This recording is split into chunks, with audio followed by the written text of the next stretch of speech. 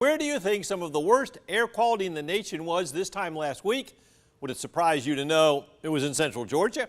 Anthony Montalto explains why it happened and how a government group works to keep it from happening very often.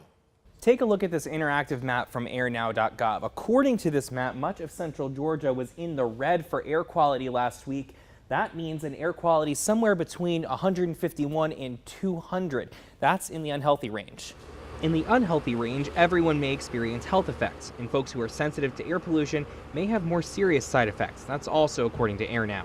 But there's a group in central Georgia working to make sure things like this are a one-off. The Middle Georgia Clean Air Coalition formed as a partnership between the elected officials of the cities and counties of Middle Georgia, really around that idea of how do we protect our economic interests. Greg Boyke is the Middle Georgia Regional Commission's project manager for the coalition.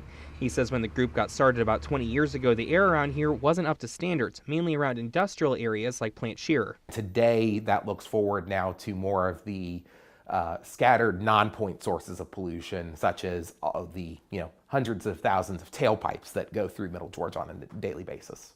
But last Tuesday, the area had some of the worst air quality in the nation, thanks to smoke from wildfires up north. Luckily, the smoke moved out the next day, and Boyke says air quality in central Georgia is steadily improving. Numerically, we have evidence from the science that shows the air quality in Middle Georgia is getting better. Now, Boyke says the coalition's main goal is reducing the amount of ozone in the central Georgia area, but he says they're also working to reduce other types of pollution so they can make sure things like this are a rarity. Back to you. Hi, thanks, Anthony. The CDC says breathing in smoke from wildfires can affect people very quickly. It can produce symptoms like stinging eyes, coughing, a scratchy throat.